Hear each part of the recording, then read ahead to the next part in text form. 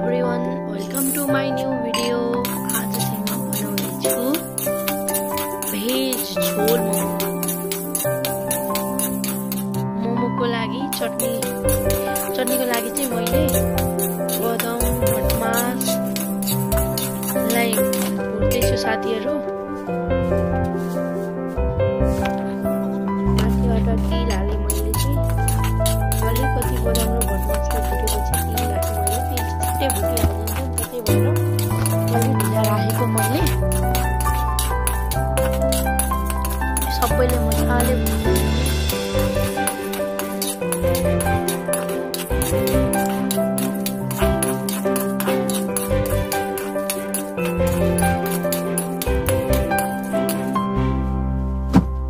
अब चाहिँ अरु टमाटरको लागि चटनीको लागि चाहिँ म टमाटर गर्न लागि साथीहरु टमाटरलाई पकाउन थाले।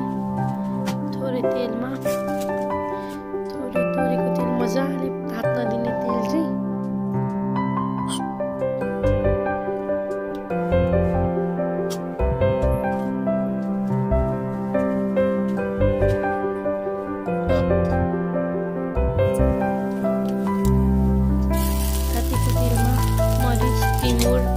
अदुवालाई फ्राई मैले चाहिँ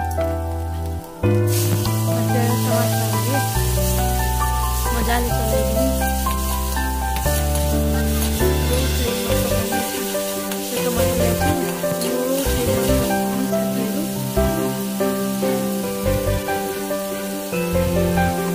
मैले चाहिँ लसुन नखाने भनेर नराखेको, तपाईहरु खाने भएपछि आफ्नो इच्छा अनुसार राख्न सक्नुहुन्छ।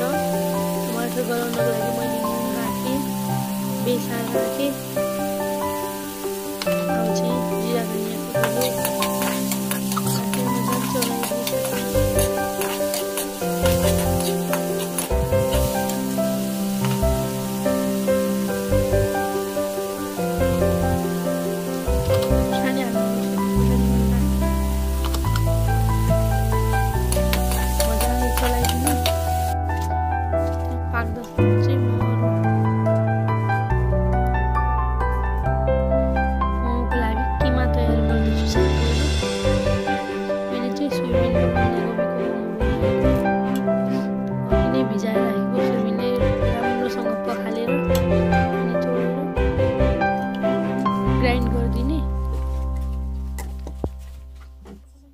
अब मोमोको चटनीको लागि अघि नै तयार गरेको सबै सामान त्यसमा राख्नु चाहिँ माथिबाट हरियो धनिया पनि राखे साथीहरु। मोमोको चटनी रेडी भइसक्यो, तपाईहरु हेर्न सक्नुहुन्छ।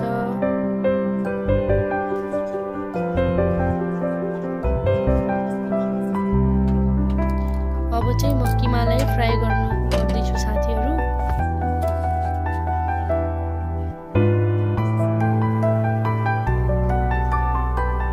पिठो मिच्दासम्म किमा पिड्नुको लागि किमा फ्राई गर्छु।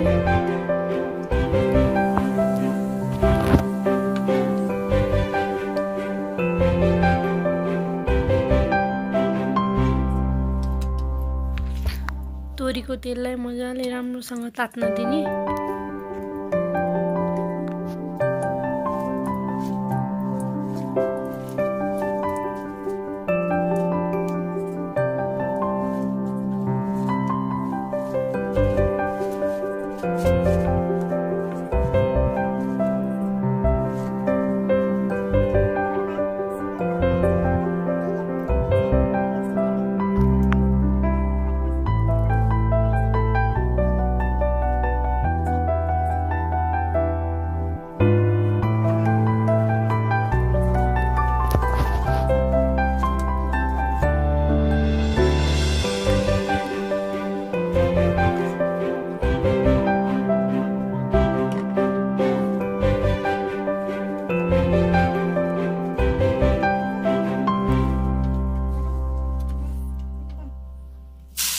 तातिसकेको तेलमा अघि नै तयार पारेर राखेको किमालाई माथिबाट हाल्ने, मजाले चलाइदिने।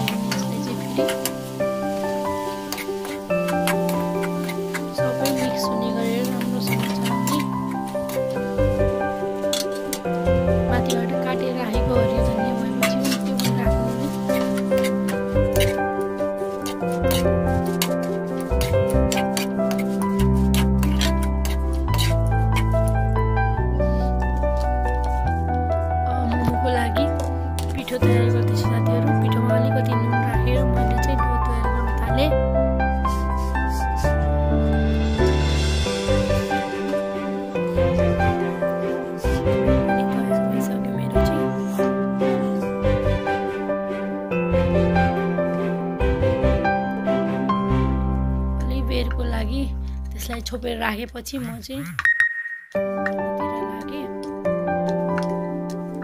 मसिनो गरी बेल्ने मोटो भयो भने फेरि काँचै पनि हुन सक्छ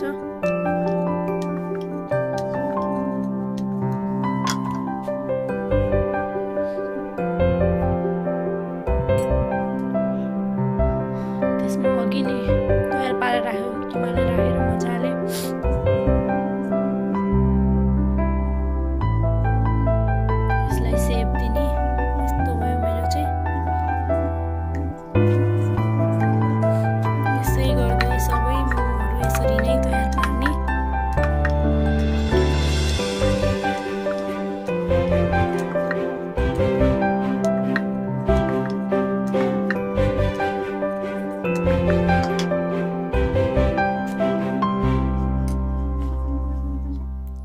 यो फोल्डिङ स्टेप चाहिँ मलाई एकदमै राम्रो र सजिलो लाग्यो साथीहरू हजुरहरूले पनि यसै गरी फोल्ड गर्न सक्नुहुन्छ मोमोलाई चाहिँ नजान्नेको लागि चाहिँ यो एकदमै बेस्ट तरिका लाग्यो मलाई चाहिँ अब चाहिँ मोमो पाक्न थाल्यो साथीहरू मेरो चाहिँ मोमो पाकेर रेडी भइसक्यो